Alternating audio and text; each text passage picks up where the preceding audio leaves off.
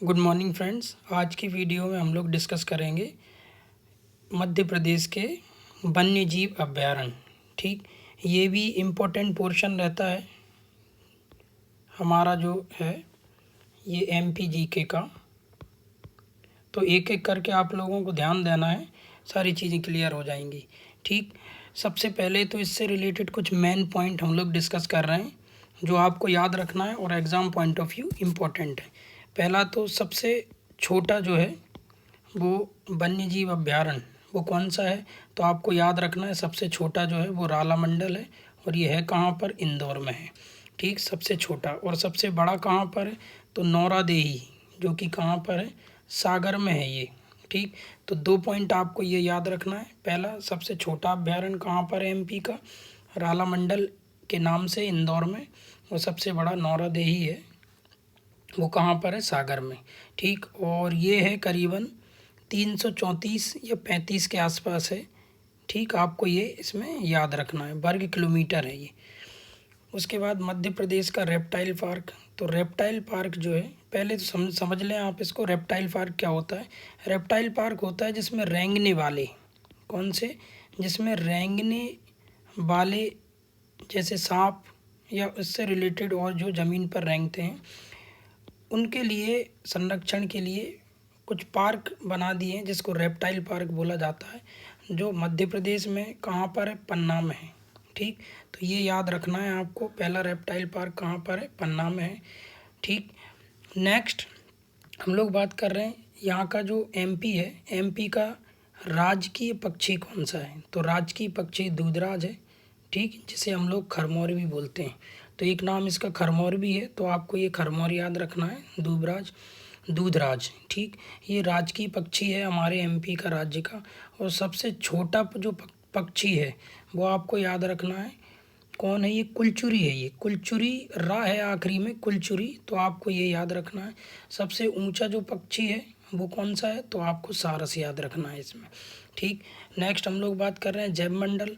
Biosphere reserve है। ये biosphere reserve क्या होता है, ये होता है जहाँ पर जो पेड़ पौधे होते हैं, ठीक, और जहाँ पर जो जंतु, तो इनको यहाँ पे संरक्षण प्रदान किया जाता है, उसको क्या बोला जाता है, यहाँ पर बायोफियर रिजर्व बोला जाता है। जिसमें इन दोनों को संरक्षण प्रदान किया जाता है उसको बायोफियर रिजर्व बोला जाता है।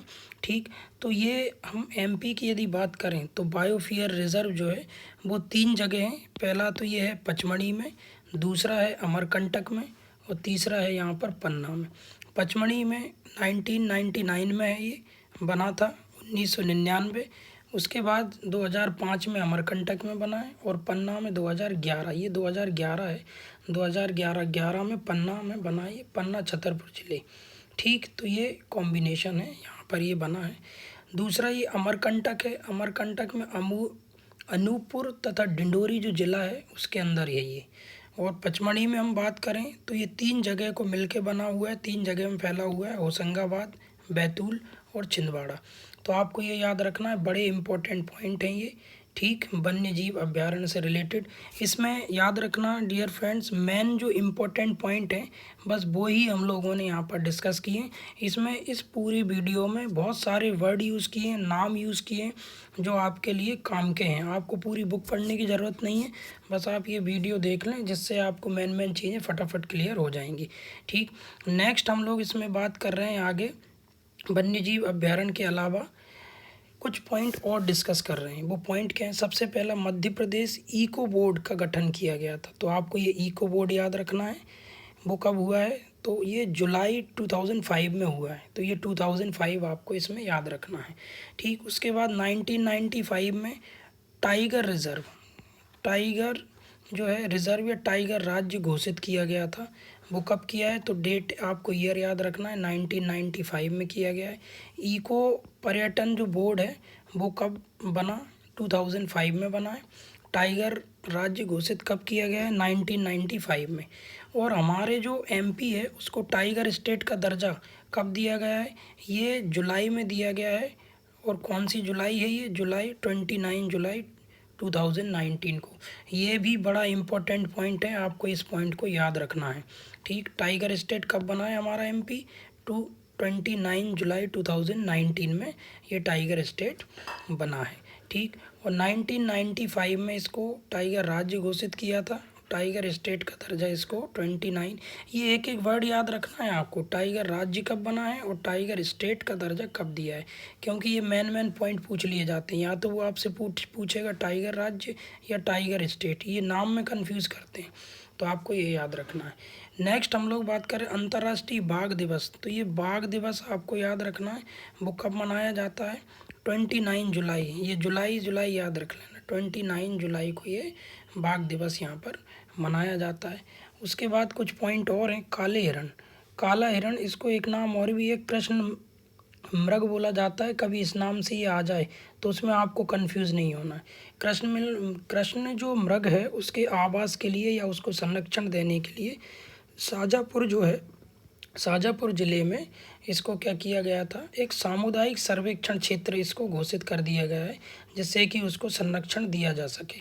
ठीक, तो आपको ये याद रखना है, मध्य प्रदेश का पहला कंजर्वेशन रिजर्व है ये पहला कंजर्वेशन पहला रिजर्व है, तो आपको ये याद रखना है।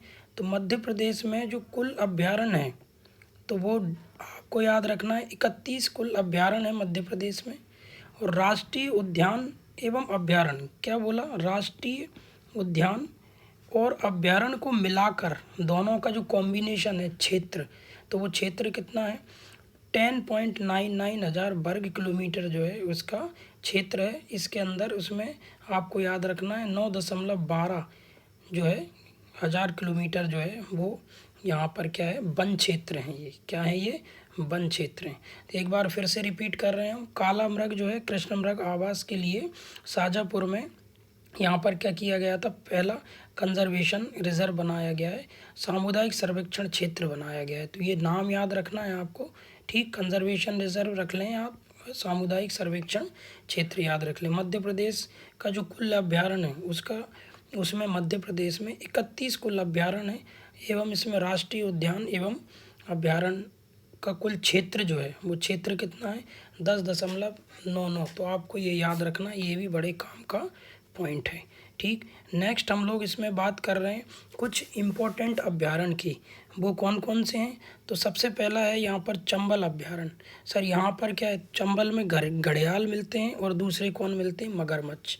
तो चंबल में आपको याद रखना है, एग्जाम में ये पूछ लिया जाएगा ऐसा। ठीक, कैसा पूछेगा ये कि चंबल अभ्यारण्य में जो है किसको संरक्षण दिया गया है या पाया जाता है। दूसरा है यहाँ पर केन अभ्यारण्य में भी घड़ियाल और मगरमच्छ हैं, और सोन अभ्यारण्य है उसमें भी घड़ियाल और मगरमच्छ। तो आपको इसको याद कैसे रखना है, मैं इसका ट्रिक बता देता हूँ, तीनों याद हो जाएंगे। कैसे याद रखोगे, इसमें आप याद रखोगे कैन में, किसमें, कैन। ठीक, ये कैन है, तो कैन में ये जग बन गया है, ये जो कैन है, कैन में आपने सोना डालकर, ठीक, चंबल नदी में फेंक दिया। कैसे याद रखोगे, कैन में सोना डालकर चंबल नदी में फेंक दिया, तो उसको कौन खा गया, घड़ियाल मगरमच्छ उसको खा गए। तो आप ये नाम याद रखना, कभी कभी उल्टा सीधा नाम करके चेंज करके पूछ लिया जाता है ये। ठीक, तो आपको ये 3 ऐसे याद रखना है। दूसरा हम लोग बात कर रहे हैं घाटी गांव जो है, घाटी गांव अभ्यारण्य जो है, और दूसरा है करेरा अभ्यारण्य। तो ये घाटी याद रखना, इसमें करेरा याद रखना। ठीक, ये सोन जो चिड़िया है यहाँ पर, सोन चिड़िया। ठीक, तो सोन चिड़िया जो है उसके लिए यहाँ पर क्या किया गया है, ये ज़्यादा यहाँ पर पाई जाती है घाटी गांव अभ्यारण्य और करेरा अभ्यारण्य में। ठीक, नेक्स्ट हम लोग बात कर रहे हैं 6 नंबर में सरदारपुर अभ्यारण्य। ये सरदारपुर जो है आपको याद रखना है, ये खरमोर के लिए प्रसिद्ध है। खरमोर अभी बताया था, दूधराज, ये दूधराज जो है हमारा मध्य प्रदेश का जो है पक्षी है, दूधराज जो है मध्य प्रदेश का एक राजकीय पक्षी है। तो इसका एक नाम और भी है जिसको हम लोग खरमोर बोलते हैं। तो आपको दोनों नाम याद रखना है, कभी नाम चेंज करके पूछ सकता है ये। तो सरदार अभ्यारण्य, ठीक, और दूसरा है सैलाना अभ्यारण्य। तो सरदार और सैलाना जो अभ्यारण्य है दोनों में ही यहाँ पर कौन मिलता है, खरमोर या दूधराज। उसके बाद राता पानी अभ्यारण्य है जिसमें टाइगर पाए जाते हैं। ठीक, और इसी में साइड में लिखा है बाघ दिवस ये बार बार आपको याद रखने के लिए बोला है मैंने। 29 जो है जुलाई है इसका। और दूसरा सैलाना अभ्यारण्य जो है, सैलाना अभ्यारण्य में आपको याद रखना कैक्टस भी पाया जाता है। सैलाना में हमने क्या पढ़ा है अभी, खरमोर और दूधराज पढ़ा है। साथ में आपको याद रखना है जो सैलाना अभ्यारण्य है उसमें आपको याद रखना है क्या पाया जाता है, कैक्टस भी पाया जाता है। और यहाँ पर आपको कैक्टस याद रखना है और साथ में आपको दूधराज भी इसमें याद रखना है। ठीक, तो आपको ये सारे के सारे याद रखना है। बार बार आप वीडियो रिपीट करके देखेंगे तो ये बहुत अच्छे से क्लियर हो जाएगा। वैसे भी आजकल बुकों से पढ़ने का टाइम नहीं बचा है, फटाफट वीडियो देखें 10 15 20 मिनट का और फटाफट कंप्लीट करें, बार बार रिपीट करके देखें। ठीक, नेक्स्ट हम लोग इसमें बात कर रहे हैं आगे किसकी, कुछ यहाँ पे इम्पोर्टेंट ये नक्शा है हमारे मध्य प्रदेश का। तो इसमें कुछ जो इम्पोर्टेंट जो अभ्यारण्य है उसकी हम लोग बात कर रहे हैं, जो यहाँ पर क्या है रह गए हैं कुछ। ठीक, तो आपको ये याद रखना है। सबसे पहली बात कर रहे हैं हम धार की। तो धार जो है, धार में एक अभ्यारण्य है जिसको आपको याद रखना है सरदारपुर। क्या याद रखना है, सरदारपुर जो है ये अभ्यारण्य यहाँ पर है। ठीक, नेक्स्ट हम लोग यहाँ पर बात कर रहे हैं वो कौन सा है, यहाँ एक एक करके मैं आपको ये क्लियर कर रहा हूँ, आप इसमें भी याद रखें। ठीक, रतलाम की हम बात कर लेते हैं। तो रतलाम जो है, रतलाम में सैलाना। ठीक, तो कुछ और जो हमारे उसमें छूट गए स्लाइड में, आपको ये याद रखना है सैलाना जो है वो अभ्यारण्य वो कहाँ पर है, रतलाम के अंदर है। ठीक, उसके बाद हम लोग यहाँ पर बात कर रहे हैं दूसरा रायसेन की। ये जो रायसेन है, ठीक, रायसेन में जो अभ्यारण्य है तो उसको भी आपको याद रखना है, वो सिंघोरी करके है। कौन सा है ये, सिंघोरी। ठीक, आपको ये नाम सटीक याद रखना है, सिंघोरी करके जो है वो रायसेन के अंदर अभ्यारण्य है। तो आपको इसमें ये भी याद रखना है। नेक्स्ट हम लोग इसमें बात कर रहे हैं यहाँ पर किसकी, और भी कई सारे यहाँ पर अभ्यारण्य है। दूसरा है यहाँ मुरैना में, मुरैना जो है, मुरैना में भी ये अभ्यारण्य है तो इसको आपको याद रखना है। मुरैना है, इसके बाद अपना सिंगरौली है, ठीक, सतना है, इन सब जगह एक एक नाम है। तो मेन जो अभ्यारण्य है हम उसकी यहाँ पर बात कर रहे हैं। ठीक, तो यहाँ पर देखा जाए तो हम शिवपुरी की बात कर लेते हैं। जो शिवपुरी है, शिवपुरी के अंदर भी यहाँ पर एक अभ्यारण्य है तो उसको आपको इसमें याद रखना है। ठीक, शिवपुरी ये यहाँ पर है शिवपुरी। तो शिवपुरी में जो अभ्यारण्य है मैं यहाँ लिख देता हूँ, बड़ा आसानी से आपको याद हो जाएगा। करेरा जो अभ्यारण्य है वो शिवपुरी के अंदर यहाँ पर ये अभ्यारण्य है। ठीक, ग्वालियर की हम बात कर लें तो ग्वालियर में एक और अभ्यारण्य है घाटी गांव जिसे हम लोग बोलते हैं। ठीक, यहाँ लिख देता हूँ मैं घाटी गांव। ठीक, कुछ मैंने उसमें रिपीट कर दिए आगे जो हम लोगों ने वीडियो डिस्कस की है, फिर भी इसमें कुछ पॉइंट आपको इसमें याद रखना है। ठीक, नेक्स्ट यहाँ पर हम लोग बात कर लेते हैं कुछ होशंगाबाद। होशंगाबाद का तो मैंने आपको बता ही दिया, होशंगाबाद पचमढ़ी के आसपास एक है। ठीक, तो इसमें अलग से ज़रूरत नहीं देखने का। फिर एक और अभ्यारण्य है होशंगाबाद में, मैं रिपीट कर देता हूँ, बोरी करके। तो ये बोरी याद रखना। ठीक, बोरी कहाँ पर है, होशंगाबाद में। तो आपको साथ में ये भी इसमें याद रखना है। मंडला, तो मंडला में याद रखना फैन, ये बड़े जल्दी याद हो जाएगा। ठीक, मंडला में फैन पाए जाते हैं। और बोरी कहाँ पाई जाती है, होशंगाबाद में। रायसेन में क्या है, सिंगोरी सिंघाड़ा रायसेन में है, मंडला में फैन और होशंगाबाद में बोरी, और ग्वालियर में घाटी है। ठीक, और शिवपुरी जो है शिव, उसमें करेरा है। करेरा का वैसे मतलब जहर भी होता है, तो आप इस तरीके से याद रख लें, शिवपुरी शिव और करेरा जहर। ठीक, तो इसका एक मतलब ये भी होता है, करेला याद रख लें सबसे बढ़िया तो करेला। ठीक, तो शिवपुरी आपको याद रहेगी। ठीक, नेक्स्ट हम लोग इसमें बात कर रहे हैं कुछ और।